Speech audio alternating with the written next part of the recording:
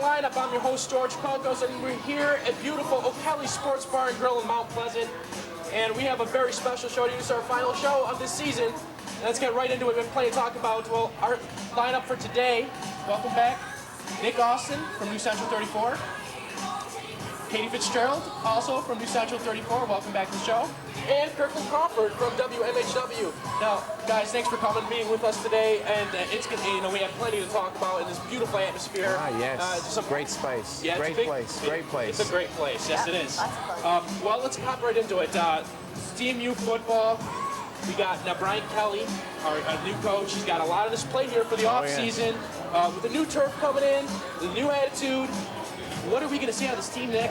Well, you just said it there, George. He brings in a new attitude, a winning attitude. This guy has been very successful at the Division II level. Now it's time for himself to really prove it to himself if he can do it at the next step. And players are seeming to believe in him right now, and he's got an excellent recruiting class coming in with guys like Deontay Burnham and other players. Brought in a quarterback who runs a 4.59 40 and is actually competing for the starting job right now, and some speedy running backs, linebackers, all state players. So I'm kind of excited for the next season. It's going to be interesting. You know, Kirkland, you've seen a lot of this team in previous years, and what makes this team different coming up this fall than the ones in the past? Well, you could even see in the beginning in last year that there were some glimmers of hope, at least on the offensive side of things with guys like Jerry Seymour, and on the defensive side of things with James King.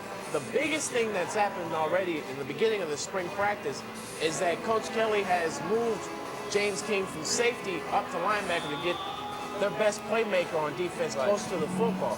So he's not afraid to change things. Coach Kelly knows that whatever was happening here before wasn't working. So if it's broke, you got to try to fix it. He's going to try to do that in a hurry. He's looking to win right away. Oh, it's going to be. Katie, now, one of the big issues right here is the new turf that we're going to be getting in Kelly Short Stadium. How is this going to make any advances to the team? Well, you know what? I think I agree with Nick. I think the coach brings in a great new atmosphere, a new attitude, and I've heard nothing but good things about their training in the offseason. I think the new turf is going to be great for them because I think it's a fresh start, and I think anything fresh and new will get them going and, hopefully rebuild the team, and in a couple of years they'll be much better than they've been recently. Well, hopefully they compete for a match. The only thing, George, is there's a question at quarterback. With Jeff Perry trying to, or quitting football for health issues, he's worried about his knees, trying to be a cop when he graduates. There's a question at quarterback with Grant Arnold, Dink, and Ken Smith, and that's going to be the biggest question because the quarterback has a lot of pressure on him in a Coach Kelly offense, so that's going to be the big thing to watch out for. I think he's going to bring in a lot of new attitude and a better offense, I think. Yes, which will complement them better. Well, anyways, move on now. Herb Duromedy, a former CMU football coach. Right now, he's the athletic director here. He's doing a fine job. I think so. He was just inducted into the Michigan Sports Hall of Fame, which is a great honor. What type of things is he going to be looking forward to here in the offseason, Katie? I think without a doubt one of the biggest things is the turf, as we mentioned before, because the field hockey team, there's a whole big issue right there. You have one gender against another, and it's basically like saying that the football team is more important than the field hockey team. And you can debate about that all you want, but it comes down to gender, and some people will take that the wrong way. And me being a female, I know all about that. I mean, they'll just go right at it and say that they're taking the males for granted and saying that they're much better athletes. And the real unfortunate thing is that they waited about 4 or 5 years too late to fix this. When there wasn't a big economic issue, not just at CMU but across the state, there was a chance there to perhaps change the turf then, and you could then build a new field hockey complex. Now with the new turf coming in, the field hockey team has nowhere to play as of right now. I don't know where they're going to, and they don't know where they're going to play. That's a big deal. They're also looking for a new volleyball coach, so that lose the fact of that. They need a new volleyball coach. They're a national search right there. So there's a lot of things right now on Herb Duromedy's plate. He's got a lot on his plate. But one of the issues they were talking about is some new varsity sports. Nick, what have you heard about that? Is there anything that they think they can add to our program here? I haven't really heard much about it, but I think it would be good for this university. It brings in more students. It gives more people a chance to play because obviously some people aren't going to be able to play football or basketball, but maybe they're better at like a lacrosse, which I know we have all those sports right now, but bringing in more diversity with the sports, it will open up a chance for more people to participate, and I think that's a very positive thing. Right. You got to remember that they're at the limit. They're at 16. Right. If they lose another varsity sport, they can't be a Division I A. So they got to be careful. There's a lot on the plate here for the athletic program. But let's move on now. Now, let me ask you, Katie, did you play any varsity sports when you were in high school? I did. I played 3 sports. 3 sports? Yes. Now, how important for you having all that experience, how much of a better person you feel you are because of that? Honestly, being an athlete in high school was probably one of the best ideas I could have ever done. It helped me learn time management. It helped me to learn how to focus on my studies, and it actually made me better at school. I learned a lot of things about myself. I met a lot of people, and that's not to say go out and join a team just to make friends, but it helps. It definitely does help. Right. Now, have you guys played sports? Well, I assume you play baseball. As you know, George, I am all over the MHSAA baseball records. yeah. I'm all in there. You check the website. I am all over it. I'm all over it. But it helped a lot to stay focused. Just being around people helped me with leadership and teamwork, and those are the type of things that can help you later on in life, not just here in college, but as you move on in your profession. Exactly. It helps you mature at a faster rate than some of the folks who don't play high school sports. Now, Nick, one of the big things here in Michigan is we're one of the most obese states in the country. If not, I think the most obese state in the country. The problem is people aren't tolerant of that in today's society. And I think if you get, high school athletes involved in sports, that keeps them in shape because you're active, you're staying active. And like Katie said, it gives you friends, it gives you leadership, it gives you everything you could want out of it. And really, it helps mature people a lot faster than they would on their own. Let me ask you this. Should it be required? Should every student at least play maybe just a year of high school athletics of some sort? I don't know if it should be required because, some folks just, don't have that will or desire to play. But I think having at least physical education, having gym required, I think is a good idea. Because it's almost like a public service to at least expose students to physical sports. The high school that I went to, we had only had 2 years of required physical education. It should be all 4 years. You think so? It was required all 4 years in my high school. It should be all 4 years. But don't go anywhere. It's time to take a short break. When we come back, Red Wings and Pistons are in the playoffs. Could we bring 2 titles here to Detroit? We'll explain when we come back. We're here on the starting lineup here at O'Kelly's in Mount Pleasant. Don't go anywhere.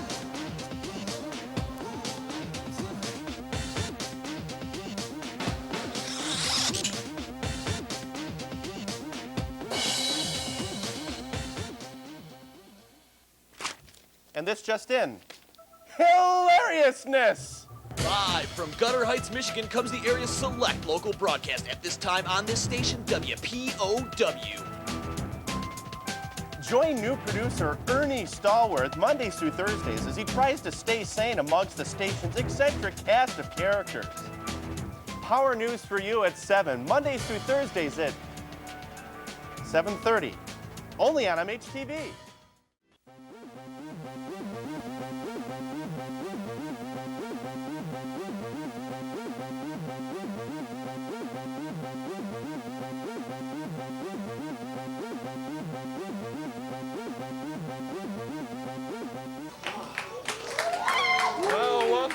To the starting lineup here at beautiful Kelly Sports Bar and Grill. Guys, we have a lot of topics to talk about this half of the show. Let's go. Let's get it. It's playoff season here in Detroit. Yeah. Well, it's the Detroit Pistons. It looks like they're going to be solid here in the 3rd position of the playoffs. It's kind of up in the air who they're going to be playing still with all of the mix and mingling going on in the bottom half of the bracket there.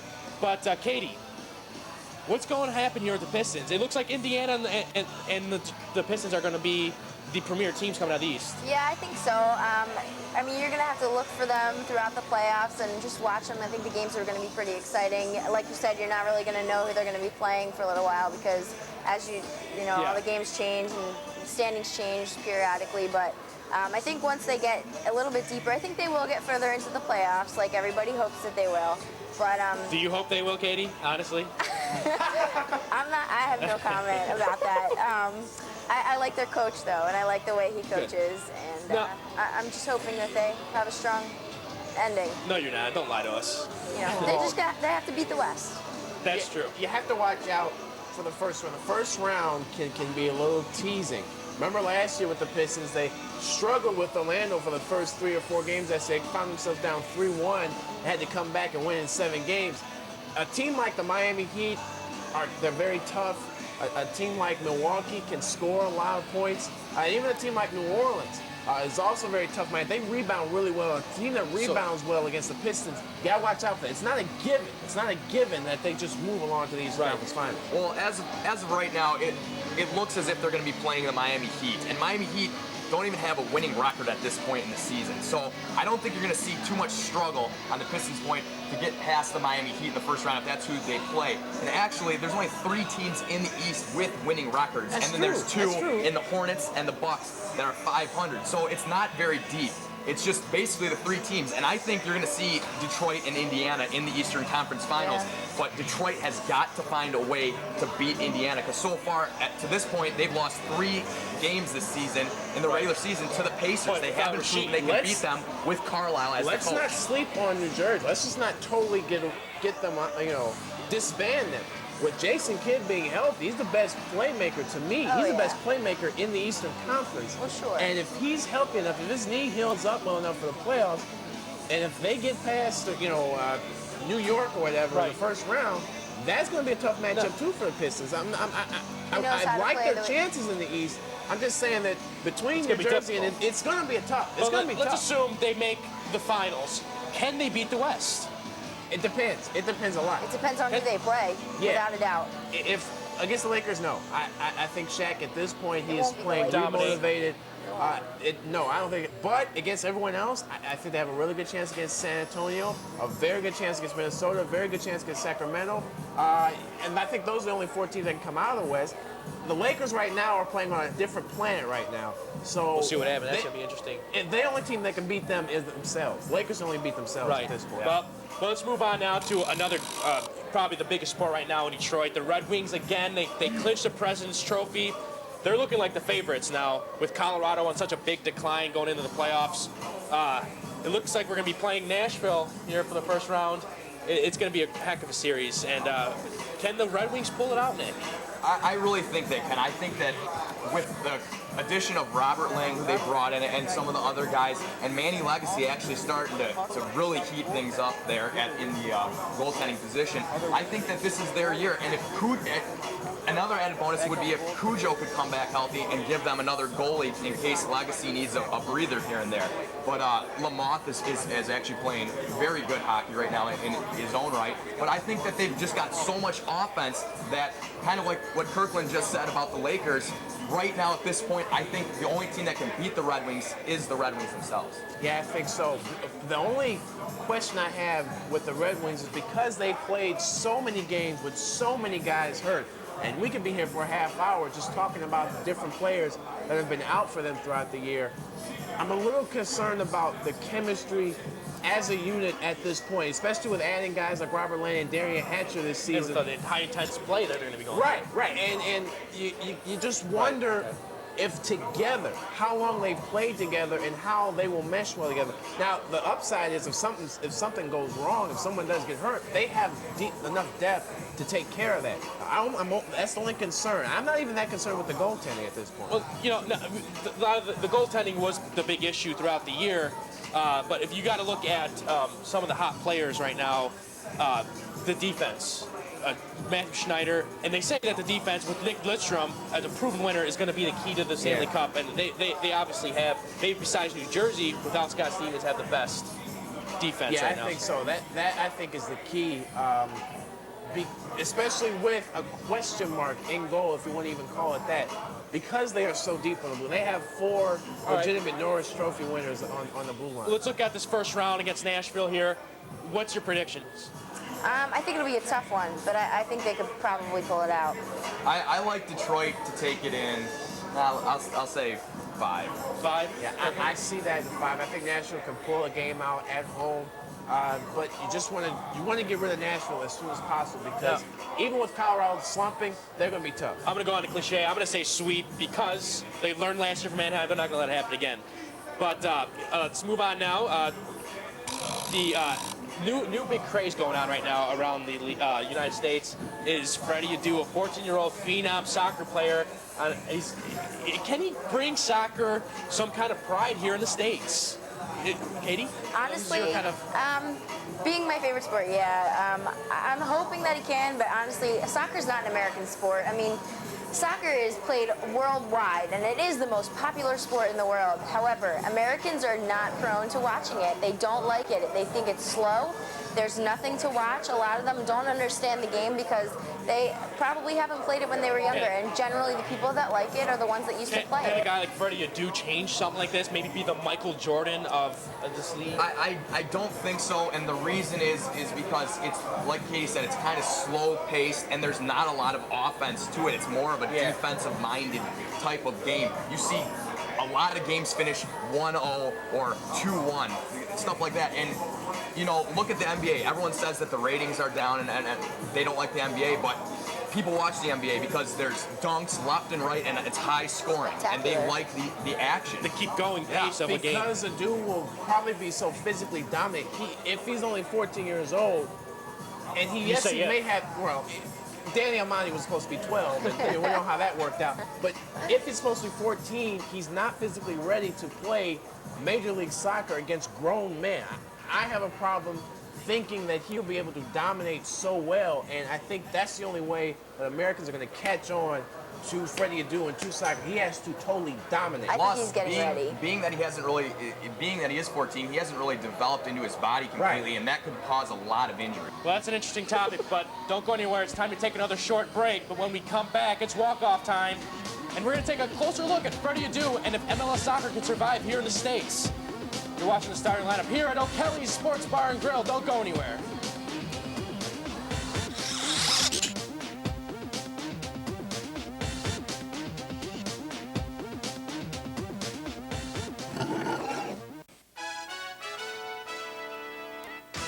Live at 5 on News Central 34, in the neighborhood or in the newsroom, covering the latest events and issues facing Mount Pleasant. For the most up-to-date AccuWeather forecast, count on Weather Central 34, together with headlines and highlights from in and around your Mount Pleasant sports community.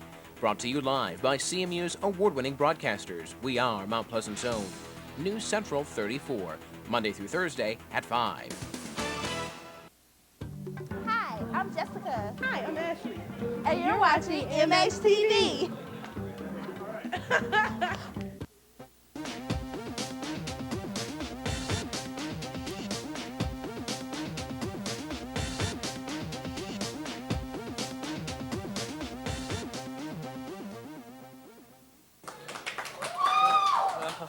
Thank you, and welcome back to the starting lineup here at O'Kelly's Sports Bar and Grill. It's walk-off time, and leading off today is Katie Fitzgerald, and she's going to pick up where we left off last segment. Well, I'm going to talk about a subject most people shy away from. One of the reasons is probably in the name, soccer.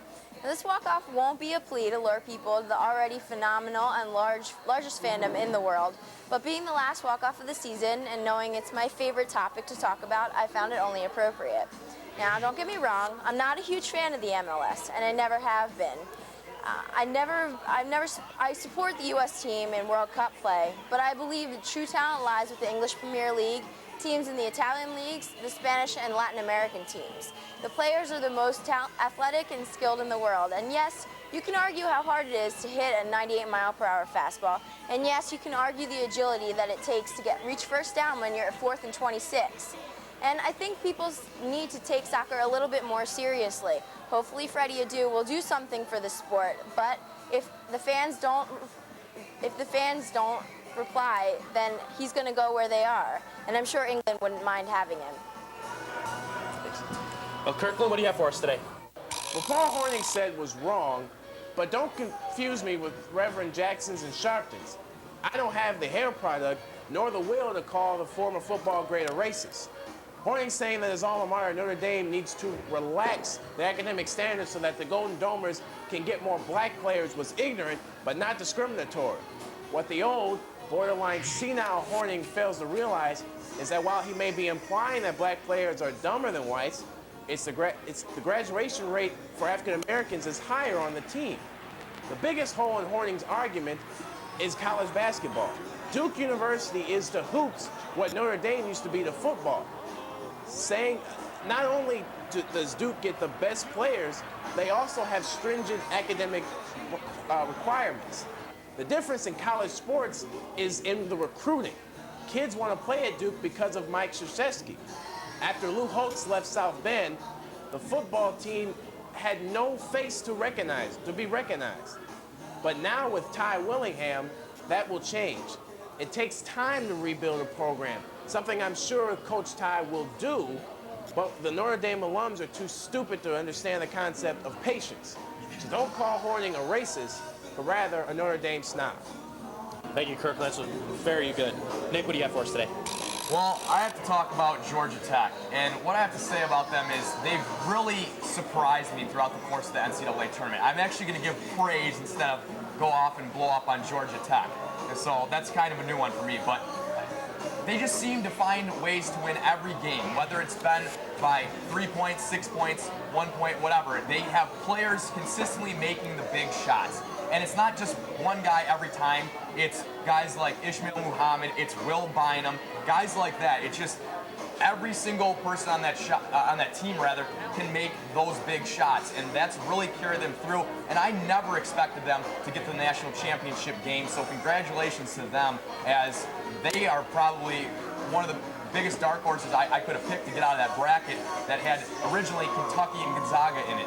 So kind of a shocker, but I definitely have to tip my cap, so to speak. I know I don't have one on, but tip my cap to the Georgia Tech Yellow Jackets for what they've done throughout the course of the NCAA tournament.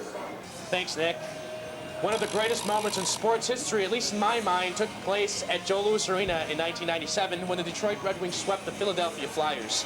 I remember that magical night like it was yesterday. Darren McCarty danced around Philly's Yanni Nienema and sent Ron Hextall's jockstrap to the rafters by scoring the game-winning goal to earn the Wings a chance to lift Lord Stanley's Cup once again after a 42-year drought. The city of Detroit, the state of Michigan erupted. It sent chills up my spine and tears down my face. For those who don't follow the Red Wings, or people like Katie, whose hearts were broken when McCarty turned the red light on that night, do not share the same emotions. In fact, as you listen, right now you may be thinking of your own favorite memory from that year, or from any other year, in a completely different sport. My point is, as Americans, we overlook some of the benefits we inherit by simply being citizens of this great nation. One of those benefits is sports. Whether we talk about Little League, collegiate, professional, or any level of sports, it is a social glue, bonding this country together. It serves as a vehicle for delivering core American values like justice, teamwork, sacrifice, and integrity. With all the troubles in our society, international and domestic, we often look to sports to settle the differences we may have with others. Whether with friends, strangers, or entire nations, sports can serve as an economic medium or a way to get children away from drugs. It's a very powerful tool that everyone can share. It paves the way for me and everyone on this panel, and even you at home, to share a common interest. Whether we agree or not, we bond through our opinions and passions. That's all it's about. Well, that's all the time we have here on the starting lineup. We'd like to thank O'Kelly's Sports Bar and Grill for allowing us to use their facilities for a great show. It's beautiful, George. For Nick Austin, Katie Fitzgerald, Kirkland Crawford, and our producers Greg Miller and Dan Empson, I'm your host, George Kokos. Thank you for watching. Have a great off season.